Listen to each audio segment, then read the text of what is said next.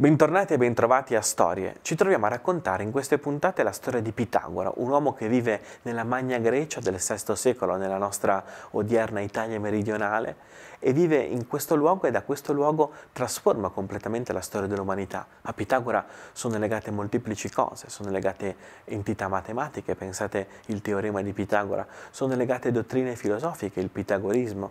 A Pitagora è legata una vera e propria scuola. Pensate che i suoi discepoli potevano essere discepoli che erano vicini a lui, potevano ascoltarlo, o potevano essere discepoli che non potevano neanche avvicinarsi a lui e non potevano ascoltarlo perché ritenuti indegni. È proprio l'indegnità la caratteristica dell'etica pitagorica. Per Pitagora tutta la realtà è fatta di numeri, tutta la realtà ha un ritmo, tutta la realtà ha una sua misura e l'uomo col proprio ritmo deve adeguarsi al ritmo della realtà. L'uomo è come la rappresentazione di un numero, l'uomo è come la rappresentazione di un ritmo e attraverso la propria vita deve mettersi in contatto con il ritmo del mondo. Per questo l'uomo ha bisogno di essere purificato. In Pitagora è fondamentale il processo della purificazione. La purificazione dell'uomo porta l'uomo a perdere il proprio ritmo dannoso, la propria distanza dal ritmo del mondo e a far sì che il ritmo dell'uomo, il ritmo dell'io, coincida col ritmo del mondo.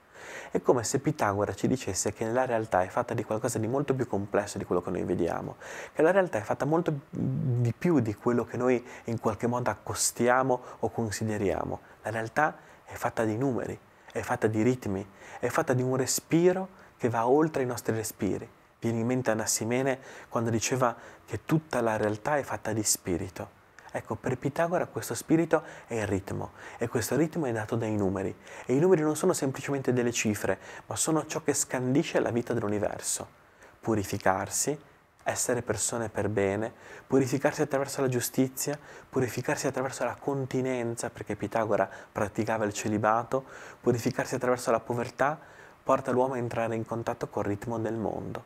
Sono le prime forme monastiche della storia dell'umanità e già si svelano come importantissime. È una società profondamente cambiata, quella del VI secolo, una società che adesso è pronta ad accogliere non solo la filosofia, ma un nuovo tipo di letteratura, un nuovo tipo di poesia. Lo racconteremo sempre qui, lunedì, a Storie.